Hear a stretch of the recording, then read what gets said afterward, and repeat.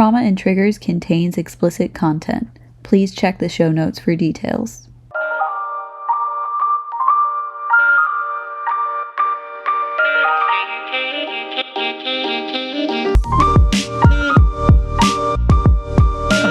And we're live.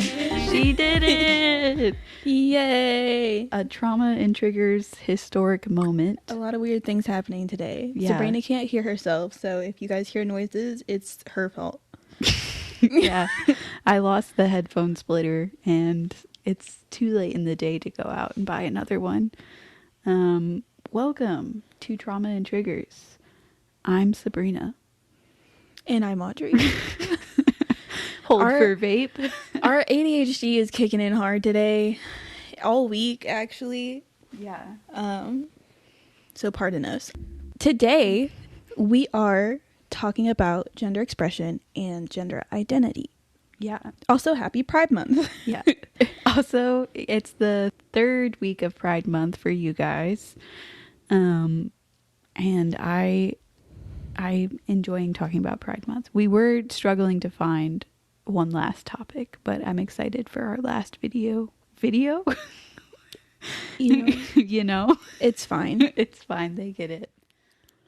Audrey's really doing a lot of the heavy lifting today. She's going first. She hit the record button. Yeah. She's in charge of our audio. I don't even know. Yeah. Did you say you're the DM? I said, damn.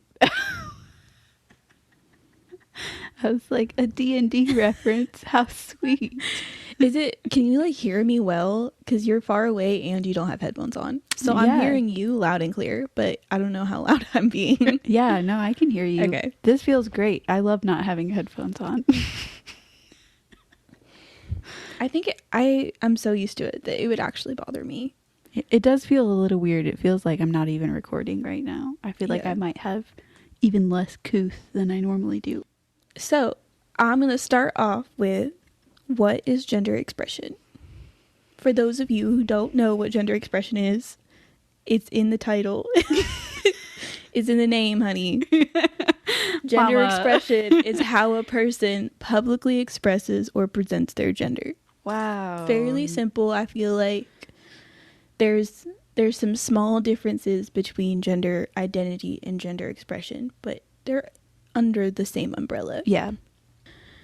And, I spent a lot of time talking about gender identity and gender expression this last few months because I took a women's gender studies class in school. And I did in fact hate it, but it wasn't because of the gender stuff. I just didn't like the class. Yeah. Sabrina did a lot of research and put a lot of effort into her side of things. Well, Sabrina put more research and more effort into her side of things than I did. I just wrote down what felt right to me. Yeah. And what I could remember. Yeah. And most of it, I feel like, is common sense. And some of it, I literally could not wrap my head around. So I was just like, I'm going to say what I want to say. So you guys are going to go through this experience with us. And I hope you enjoy. I hope you have a great time. So one thing I was really struggling to explain was the impact of gender norms on gender expression, or the impact of gender expression on gender norms. I don't know which came first. Gender obviously has not always been a thing. Yeah.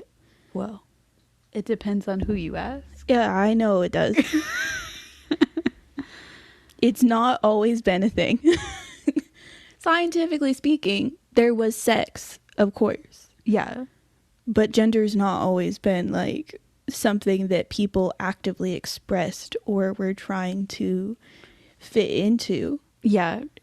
It really depends on how you define it. Because if you define it as simply as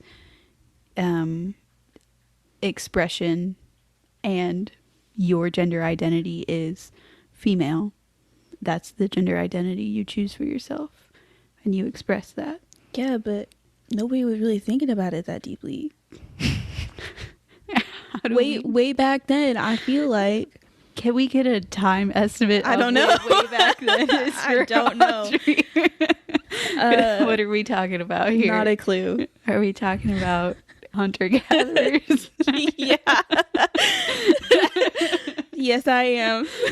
I'm talking about Neanderthals, Sabrina. I guess. I mean, I guess you could argue their gender identity was so closely tied to what their sex was. But I feel like a majority of like gender expression is based on, like, gender itself is based on the societal and cultural norms around you, mm-hmm. of like what is expected mm-hmm. on your gender expression. Well, yeah, I mean, that's but so you far can back. Express your gender in whatever way you want. You can. Mm-hmm. A lot of people don't. Or for a long time, people didn't. Mm-hmm. They just followed what was expected of them in society and culture. Yeah. I mean, that if we're talking Neanderthals and stuff like that, we don't have a way of knowing. We don't know if there was a assigned female at birth, Neanderthal, who was feeling very masculine. I mean, we know that there were women who were also hunters and warriors. Yeah. And there was an estimated a third of them. But that's like... So how do we know? Yeah. Because our assumption is the women all made babies and made the houses. Yeah. But that's our own idea of gender being placed on history. We don't know. The answer is we don't know. I don't know what came first. And like, I feel like I don't know how to explain the different impacts of like gender norms and gender expression without knowing like when gender happened and why it happened. Because I feel like gender mostly as a concept was created to like help society move forward and often put a lot of restrictions on people on what they could or could not do, mm-hmm. and created a lot of sexism, right? Everyone's on the same page with that one. Mm-hmm. But like there had to have been a reason for why gender has been like there's so many gender norms and they've been in place for this long. Yeah, I mean, this is a huge discussion. It was the only thing I got stuck on. I was like, I want to explain this, but I don't know how. Well, like, you know, we got to fill space in this one anyway, because I only wrote down so much and you only wrote down so much. But it's, you know, when we look back at history, it just emphasizes how made up gender is. Yeah. Because every culture has very different expectations for gender, and some cultures have more than just the typical gender binary. They'll have a third option or a combination of other options and stuff like that. So, which is like, that's what I'm stuck on, is like all of it is so fantastic. It's made up. It's made up. It's made up. It's made up. So I'm like, how do I talk about a very real concept on something that's fake? How do I talk about gender norms when I don't believe they're a real thing? How do I talk about gender expression when I'm like, you can express your gender, but I also don't care what gender you are. And I don't think that gender is like really, it's just there. Yeah. And if you use it, cool.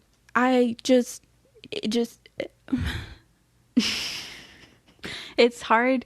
A little while ago, you and I had a brief conversation. I was like, am I a they, them? Am I non-binary? Because this whole gender thing is so like, what the fuck are we even talking about right now?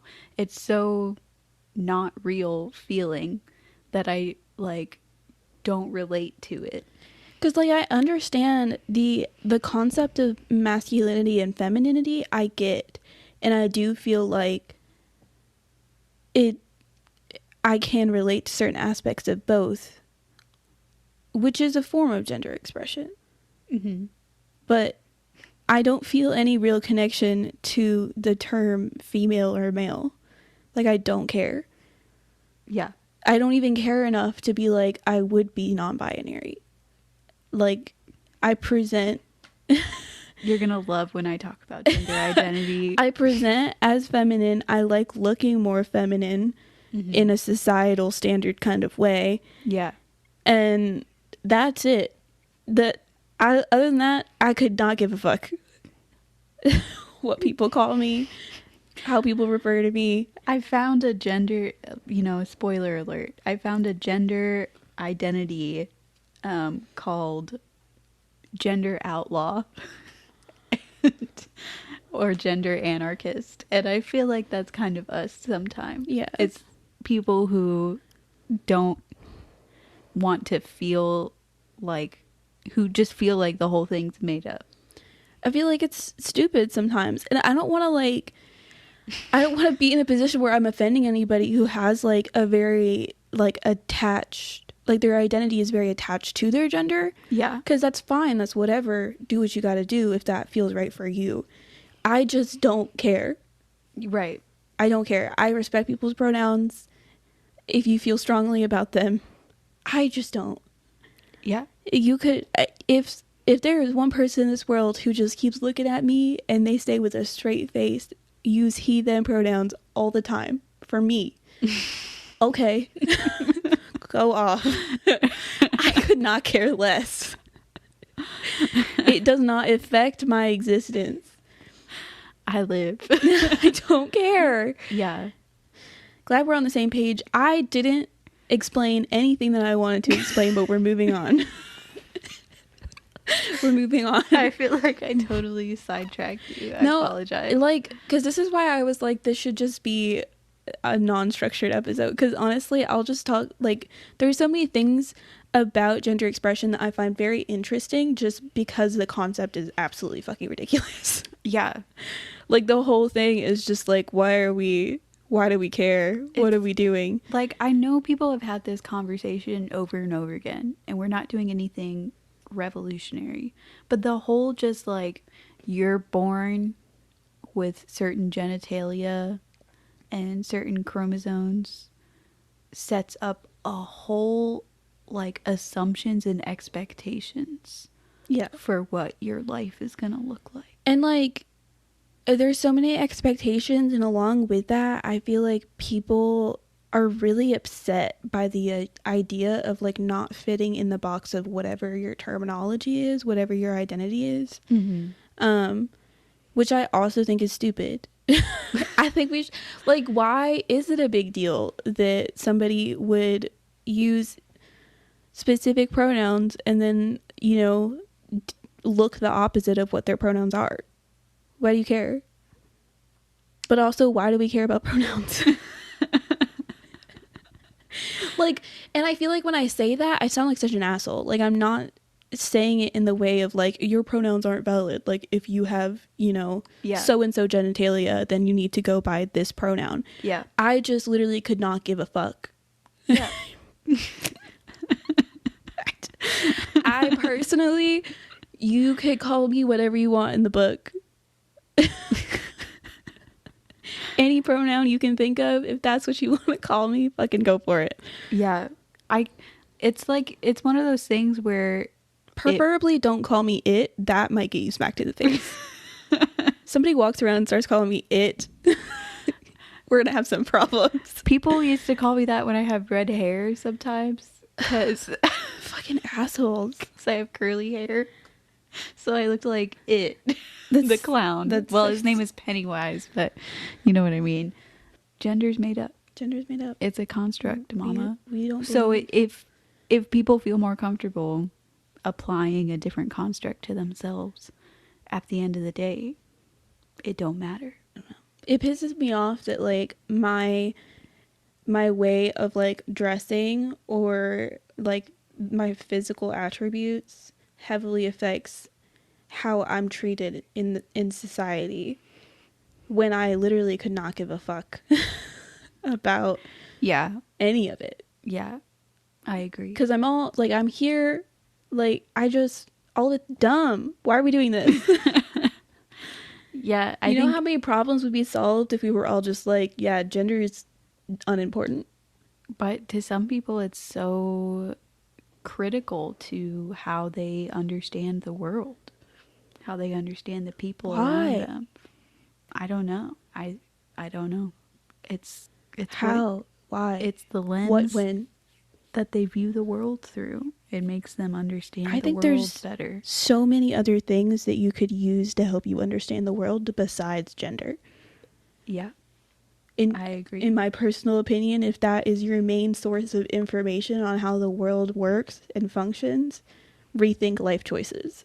Yeah. But it's, we have the privilege of being part of this generation that is significantly much more open-minded about these things. Like, just imagine growing up and we just are taught from day one, and there's no one's ever talking about this idea that maybe there's more genders, or maybe gender is a construct, or we can pick our own genders and stuff like that. It's just, if you have a penis, you're a man. If you have a vagina, you're a woman. And your job is to have sex with each other and make babies. Yeah. And that's what you're taught that the world is. Yeah. So if that's what society and like a civilized society is to you, when there's the next generation telling you, no, we're not going to do that, I can understand why you would look at that generation and say, you're uncivilized and the world's falling apart. Because you're told what a civilized world is a man and woman together having 3 kids. Yeah. But also look deeper. But also think outside of what you, like, I don't know, have some critical thinking skills. Right. Have, like, some creativity. Yeah. Like, part of life is challenging thoughts and things that you've been taught. Right. Your whole life. Like, yeah, no, I totally agree. Like, just, I don't know. It frustrates me. It just frustrates me. Because I feel like there's so many people talking about how they're annoyed that there's so many genders, but it wouldn't be an issue if y'all stopped making such a big deal out of gender. Right. Like, y'all,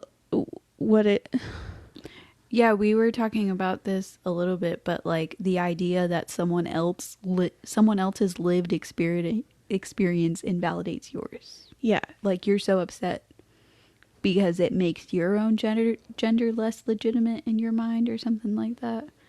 It's like, if you want to be the stereotypical macho man, lifting weights every day, chopping down wood, I don't know, whatever your idea of man is, someone else being non-binary or agender isn't taking away from that fact. Yeah. And it's also like, I don't think that most people have a problem with the idea of masculinity or femininity at our core. I think that people are just struggling with the different concepts and norms that are shared. Mm-hmm. And like, that's just creating so much discourse. And we could all just shave our heads and let's wear white. Wait. Like, I feel like some of it is just so ridiculous. And I know that I should probably be more careful talking about this, because I really don't want to offend anybody or make them feel like whatever gender they identify with is invalid. Like, if that's true for you, go for it. I don't have a problem with the idea of people expressing their gender or identifying with a gender. I just think that there's been so much pressure and expectation placed on gender when it's unimportant. You know? Right. Yeah, I think that's totally legitimate. I think the thing that I am frustrated with the most about gender is, like you said, my gender expression and your gender expression puts us in bad situations sometimes, or makes people treat us poorly. Yeah. And it's just like, this is not real. I feel like we're considering gender, but this goes along with the whole sex topic, like male, female, that whole thing. What are you assigned at birth? And I think all of it's stupid, just to be clear. Yeah. Both topics are stupid. Why? Who cares? I don't give a fuck. I think what I get mad at the most is people getting mad at other people for their gender.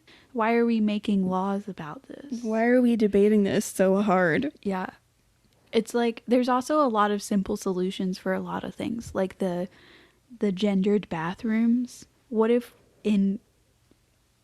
we just had in every bathroom is just a private stall? Yeah. Instead of the stalls where you can see through.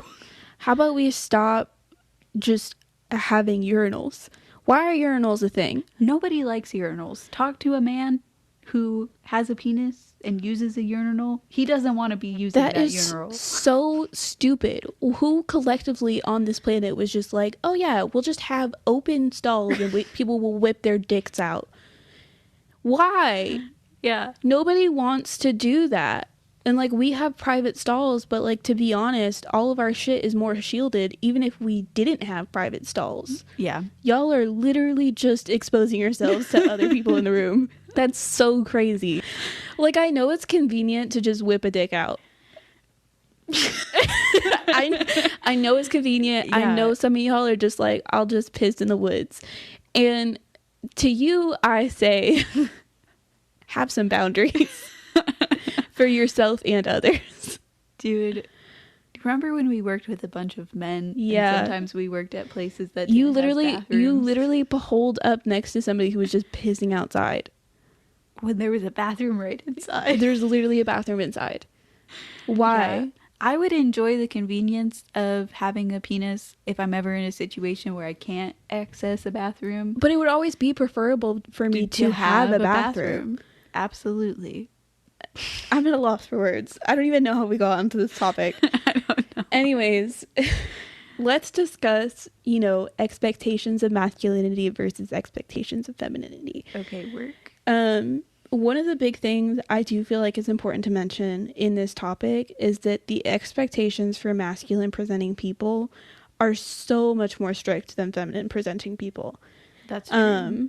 I feel like in the conversation of like what gender expression is and how you should be expressing your gender, women have so much more of an advantage in like what is socially acceptable.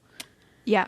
'Cause I mean, we are at a disadvantage in gender and sex as a whole, but like no one's gonna get mad at you for, wearing sweatpants and having a shaved head. Most people don't care. Yeah. If a man walks around in like a crop top or a skirt, things could go really wrong. Yeah. That's really true. It's sometimes even like just wearing like the color pink. Yeah. I feel like this is one of those topics where I think that the world, society, the patriarchy, I don't know, is like clearly putting men in a bad position. Yeah. So I did want to mention that. And I also feel like the like masculine presenting people are more, the expectations are more strict. I think that that's true no matter what your gender identity is. Mm-hmm. So like if you identify as a woman and you dress more masculinely, I think that those expectations of like what is okay and what's not okay is still stricter than feminine presenting people. Mm-hmm.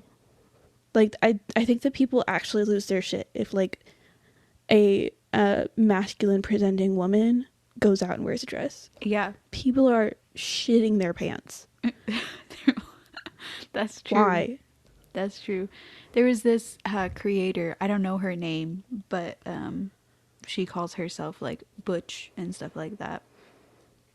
And one time she posted a picture of her wearing a dress and like makeup and stuff, and she lost like 20,000 followers. Yeah, people flip their shit and got death threats. Yeah, it's like that's crazy. People go so far to like, if you're gonna like, our society has made a lot of strides in like accepting different identities and different orientations, but there's still this idea that everyone needs to fit into the box that they've created.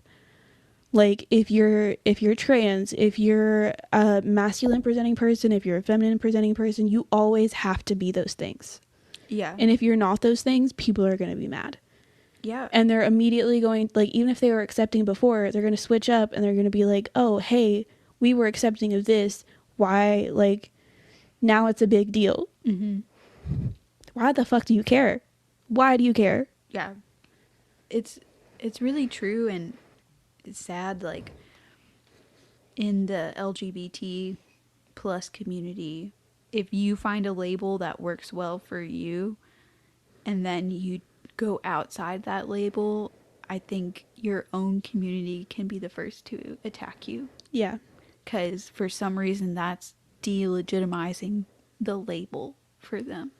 Yeah, I mean, like, there's a lot of people who are very confused by the concept of gender and they don't relate to what they've been assigned. Mm-hmm. So they try to fit in with a different group that feels more relatable, and then things change. Like, that's part of life. Things are going to change. You're not always going to fit with something, fit into this box. And just because somebody changes their mind about something does not mean that they're not still queer. It doesn't mean that they're not still, like, part of the community. They just don't know what's going on. Yeah. It's a very internal conflict and nobody means harm. So if you're getting that upset about something, you should reflect and figure out what's going on with yourself. But back to masculinity. The other thing that I also wanted to mention was that, like, for some reason, when people, like, men who present femininely or women who present masculinely are always gay. Like, you can't just be, like, a cis or, like, straight person if you switch up on your gender expression. Yeah. Which is false, by the way. Yeah. That's not true. And also a ridiculous placement to set on people. Yeah. Dresses are comfy. I don't care who the fuck says it. Dresses are fucking comfy. And if you're wearing a dress that's not comfy, that's on you. That was a choice you made. Because a good majority of them are fun to wear. And you look pretty. And I don't care if you have a dick or not. That statement is true no matter what.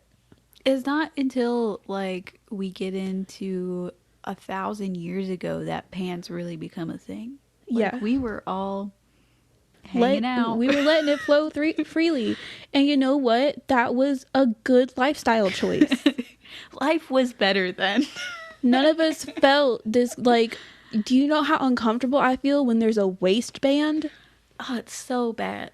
I hate it. My ideal thing would just be a snuggie that's sewn in a robe. I'll just wear a robe all the time. I wish I could. I feel like everybody should get to have that opportunity. Everyone should be able to make that choice just for their own comfort and enjoyment. Yeah. And you could wear a dress and feel super macho or feel super feminine. Whichever feels right for you. Yeah. Just wear a dress.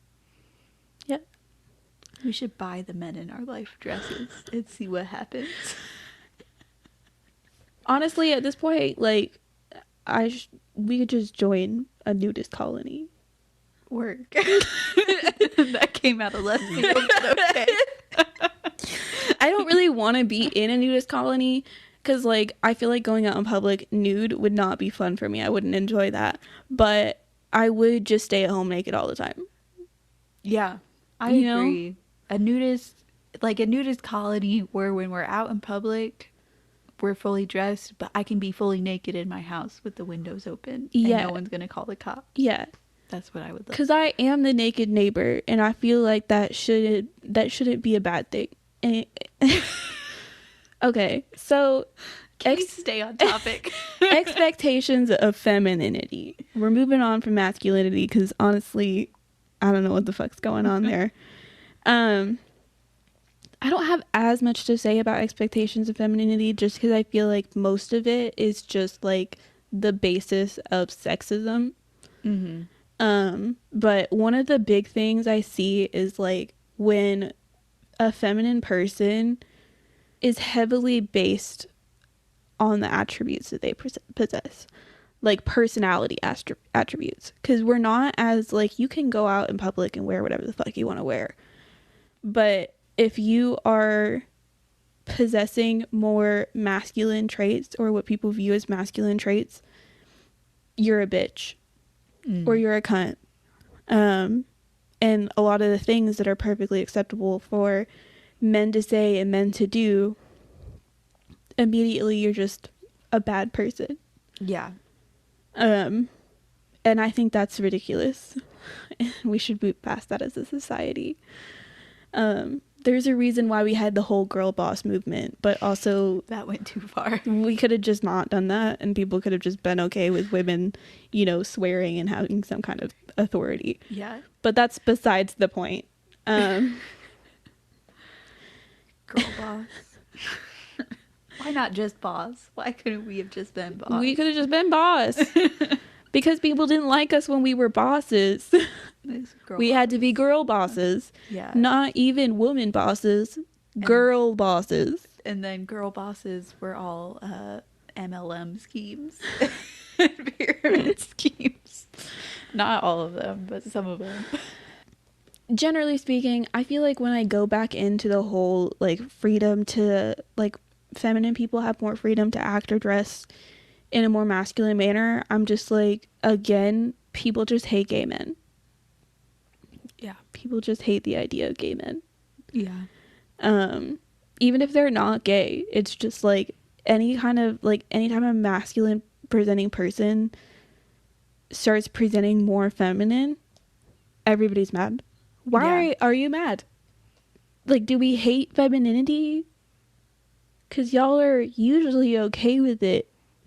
Sometimes. I don't know. I think like, I don't know how to put this in the right words, but like for a lot of people, it feels like femininity has to be just right or it's immediately a negative thing.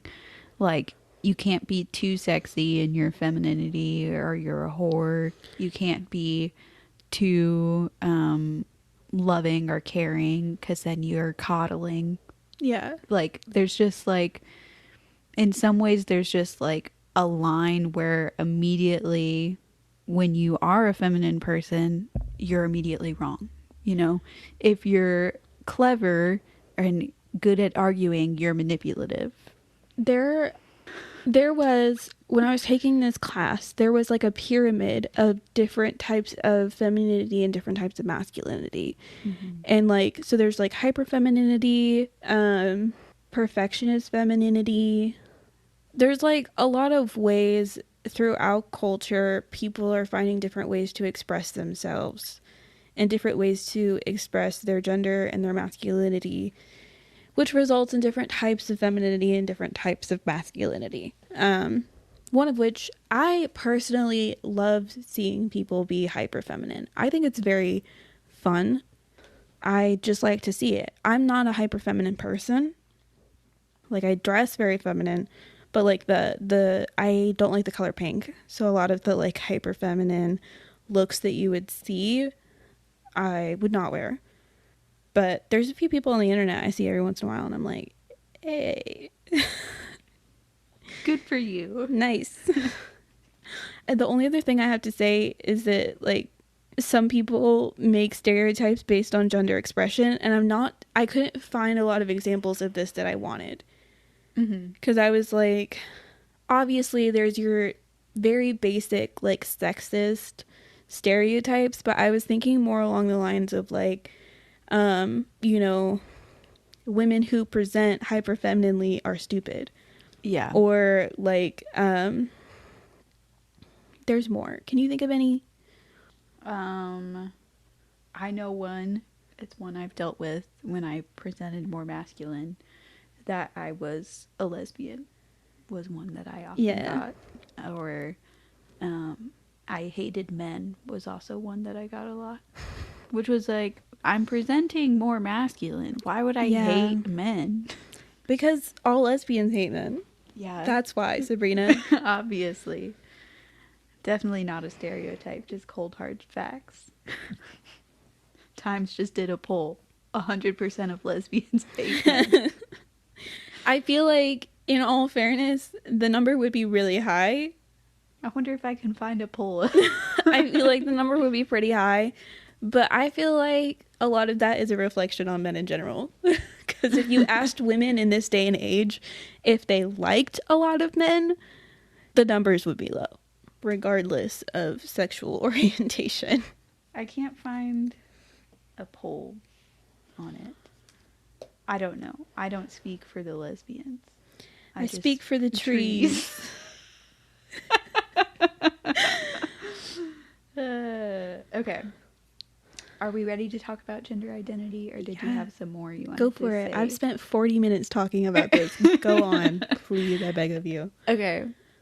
I'm not as well organized as Audrey is today. That's not even making fun.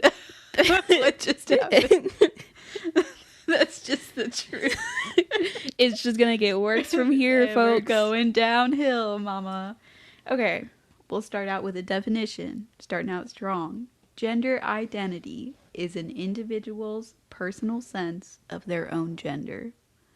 So since this is such like a personal thing, there's not like a master list of every single gender identity that exists. People mix and match gender identities. They change gender identities. They come up with new ones on the fly, which I think is fun. I like that for them. I like if someone asks your gender and you're just like sunflower. I think that would unironically be fabulous.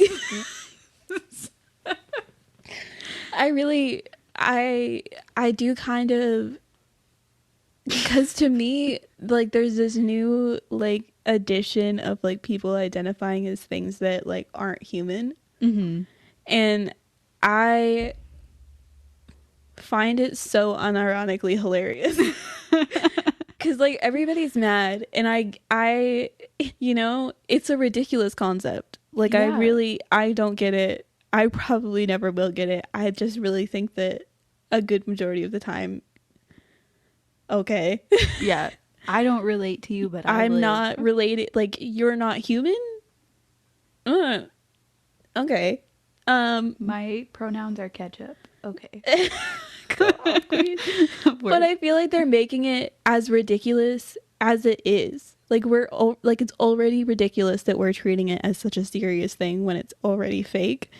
So like, the fact that there's so much attention on these people acting a fucking fool about their like being inanimate objects. Yeah. And I'm like, you know what? Actually, they might be onto something. Let's keep going. Let's keep doing this. This is performance art. You're making us think right now. I did want to kind of just talk about some interesting gender identities that are floating out there. The first one is agender, which it just means no gender, genderless. I know some agender people. They also are referred to as non-binary, right? Or is that different? Non-binary is kind of an umbrella term for any gender that is outside of just male or female. Okay, so cool. Technically all these ones I'm about to talk about fall under the non-binary. But some people just identify as non-binary and not like a specific agender, bigender, or anything like that. Yeah. So the next one is androgyne. It's obviously supposed to be androgynous, but for some reason the article I was looking at did, I believe, the singular version of it, which is androgyne, which is a mix of masculine and feminine, androgynous. Bigender is a person who has two genders. These genders can coexist at the same time, or they take turns with these genders, and that kind of falls under gender fluid, which either flows between two genders, multiple genders, no genders. And then my personal favorite, Gender outlaw. A person who refuses to allow societal convention of gender to define or limit them. Yes, ma'am. I think I like omnigender. Omnigender sounds like a villain. Honestly, yeah. From like Marvel. I just really love the idea that they're like, you can't put me in a box. I'm everything. I am all of the boxes. Because there's some people who take it back a step and they're like, I'm nothing. I'm not a gender at all. Yeah. I can only have two. They're like, I'm all of them, bitch. And they keep making more. I just imagine, for some reason, I imagine like on their computer every day they have like a notes app up that's like adding new genders to, like a Pokedex, like Pokemon. They just keep capturing new genders. Conspiracy theory, the omnigender people just keep making more so they can collect them all. They're writing all these articles. They're emailing all the reporters about the new genders. We sound like such assholes. I feel like we're gonna offend people in this episode, and we're really like, we're not trying to do anything of the sort. Yeah, we just think that gender it's stupid that we've made like such a big deal, that there's such a big deal about out of gender in general, when it really should only matter to the individual. Yeah.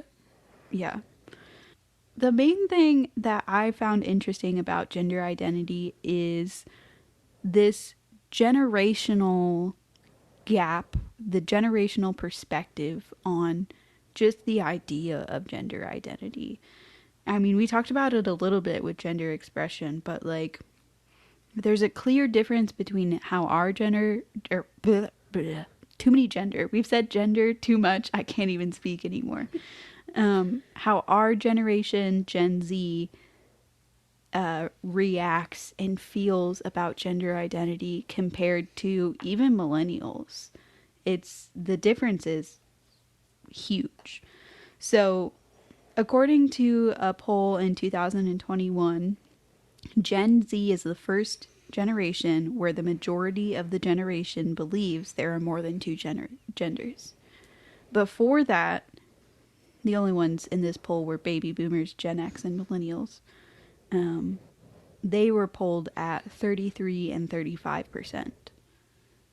So by the time we got to Gen Z, over 50% of the generation believes there's more than two genders. Yeah. What's interesting is from baby boomer to Gen X, there's no change. They're both 33%. Millennials are only 35%. And then we hop up to 52% by Gen Z. That's pretty crazy. Yeah. I would have thought those numbers would be higher for millennials, to be honest. Yeah, me too. But I have millennial siblings. What a shame. And I can concur. Damn. I can concur with those statistics. So then people in the different generations who report being, this was specifically about trans and non-binary, no other genders were listed. Only 0.1% of boomers identify as trans. And it's even less identify as non-binary. But 2.3% of Gen Z reports they are trans, and 3% report they are non-binary. So that's a 5% of our generation that identifies as something other than male or female.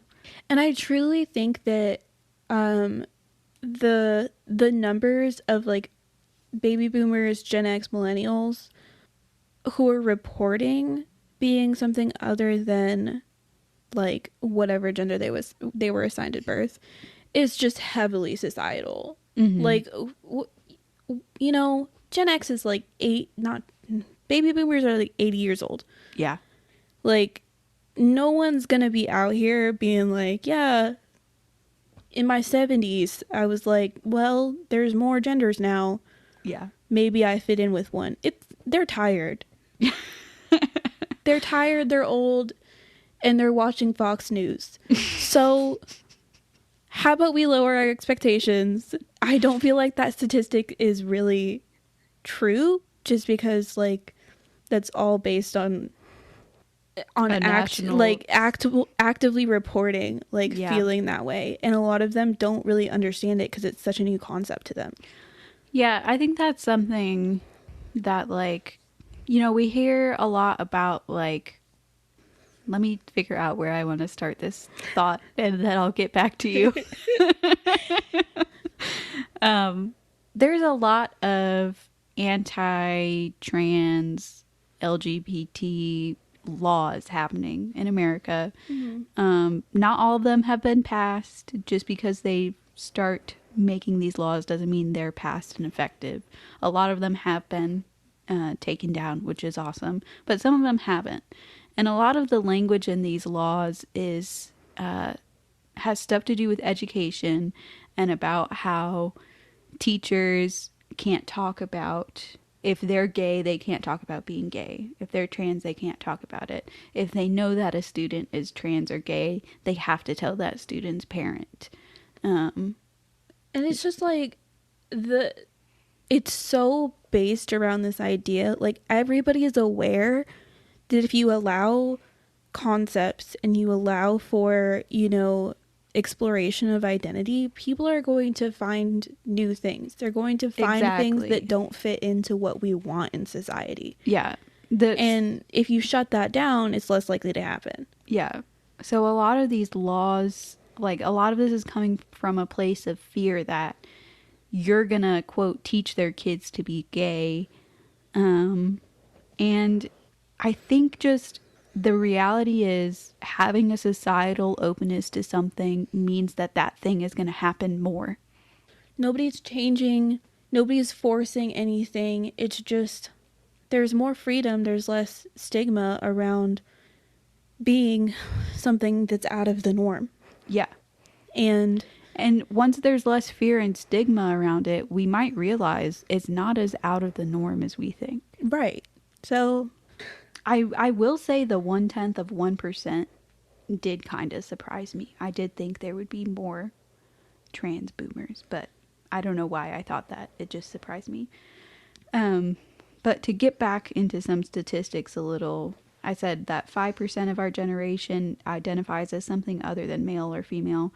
To kind of put that into perspective, that's 1 in 18 young adults and 2 million young adults in America. Yeah. Which makes sense. Yeah. You know? I feel like that's about that. That feels in my right. circle, which albeit is very LGBT concentrated, that sounds about right. Yeah. So this was just interesting. I don't really have any comments or pontifications about this. The people who identified as trans in the boomer and Gen X generation were assigned male at birth. But in the Gen Z generation, or were typically assigned male at birth. So it was like 2/3 of them. Yeah. But by the time we get to the Gen Z generation, most were assigned female at birth. I have no thoughts about why this might be. The article I read was basically like, we don't know. I mean, I think I can, from I guess, a female perspective, I can understand why people are leaning more towards, like, not even being trans, but leaning more towards, like, the non-binary and, like, away from just I am a woman territory. Because, like, a lot of us don't really associate or relate to the stereotypical woman. Yeah.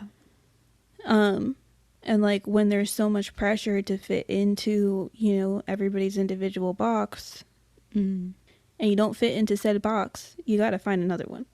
Yeah. Yeah, I understand that. It's like, it's how our world works. It's how our society works. You're not fitting into the box. Okay, figure it out. Find another one. Yeah. Like you can't, you end up with a loss of community if you don't have the right label, if you don't have something that fits the right thing. Exactly. But yeah, I have no idea about the boomer and Gen X thing. Yeah, it's really interesting and you know, there's a smaller sample size in that generation compared to our generation. Yeah. But I have no idea why that could be. I mean, part of me feels like, assuming that these trans women who were assigned male at birth in the older generations lived part of their life as men, they might have felt like they had more authority over their life and more say over what their life could be because they lived a time as being a man. Yeah.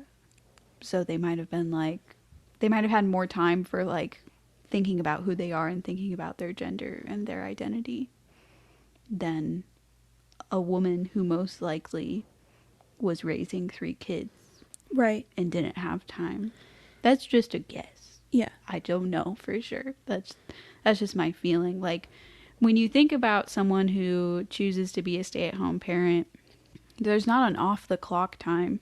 There's constantly taking Literally care of always kids stuff to do for probably about 10 to 15 years until kids become more self-sufficient, stuff like that. So, if you think that most of that generation was spending time being parents and didn't have time for self, it makes sense that there's not enough time for self-exploration to realize that you are trans. That makes sense. But that's just vibes. I don't know. That's just how I feel. I have no facts to back that up. And if someone gave me information that proved me wrong, I'd be like, yeah, that makes sense. Yeah.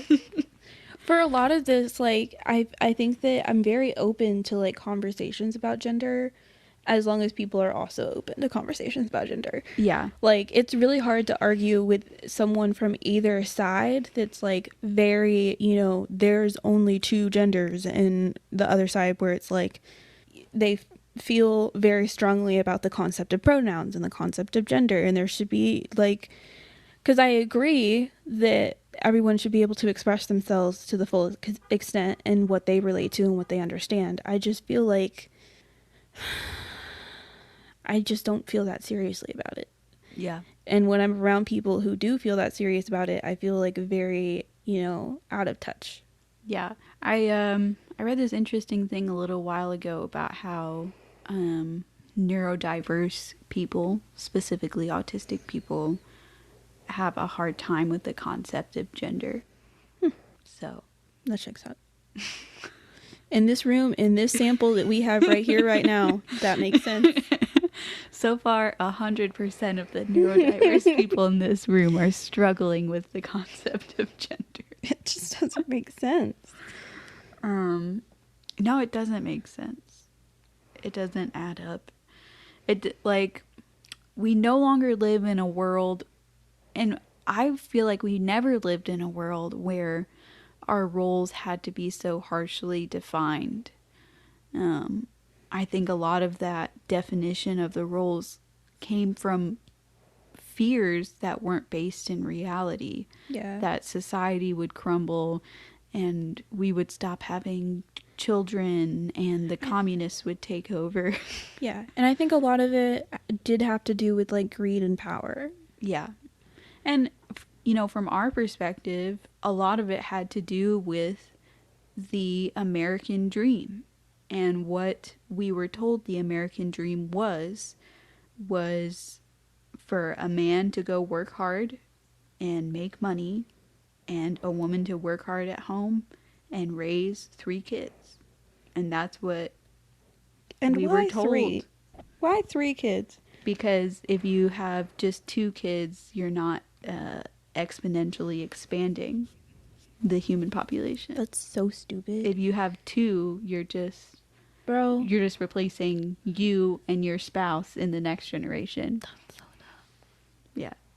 I mean, it's math. It's literal math. Nobody needed to have, like, why did we need to expand? Because if we don't, capitalism crumbles if we don't keep expanding. If we don't keep having more and more kids, if we don't keep, like, we're based off of a debt system. If we lose our population, we're going to stop making more money. And therefore, we have the Great Depression. And then we'll all die. But yeah, I mean, that's part of it. Like, Japan is seeing a population decrease, and you can see some similar stories being told to their population. Mm-hmm. But they have, you know, I don't know, I'm not an expert on Japanese government, but it seems like part of their solution is inviting immigrants to come live in the country. Yeah, I had a really long conversation with somebody about like population decreases in China and Japan. I think it was mostly a talk about China, but it originated by a talk about Japan. Mm-hmm.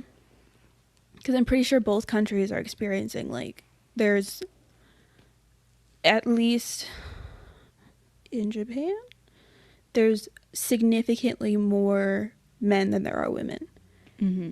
which is a big cause of the population decrease. Yeah, because they had the one-child law for a while. They had the one-child law for a while, and because everybody wanted boys, they all got rid of the girls. Mm-hmm.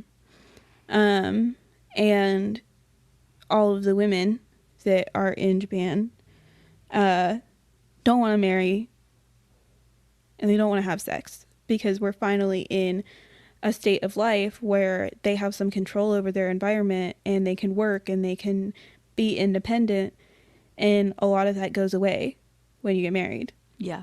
And their government is basically being like, yeah, we're gonna instate like forced dating.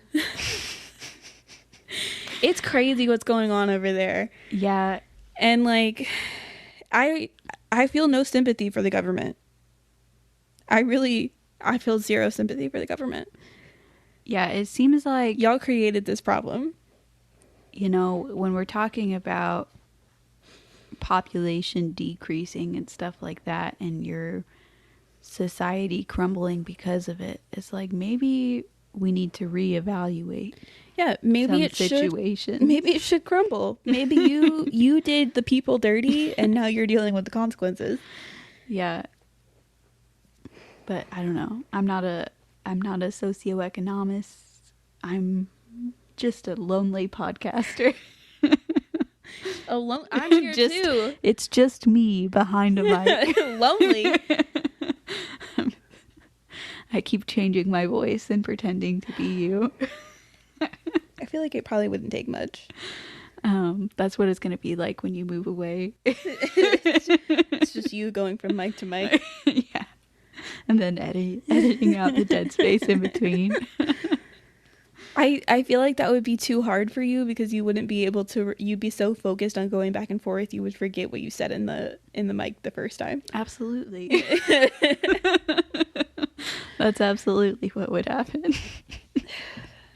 I'll just AI you.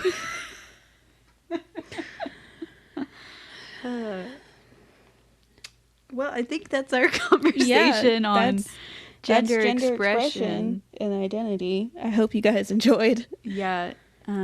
Happy Pride Month.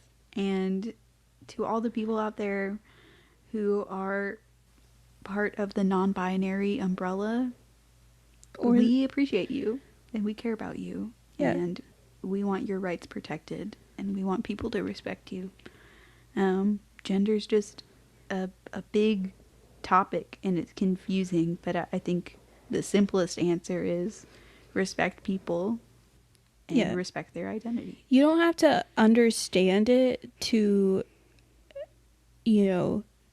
believe that people deserve to be treated well. Yeah. You don't have to necessarily relate to a person to believe that they should have rights. You know what I mean? Amen. Amen. If you love us, which you should, follow us everywhere. We are on... I love that you said follow us everywhere and then didn't follow up. And so it was just like, go ahead and stalk us, folks. If it feels good to you, you got it. We respect your right as a human to stalk us.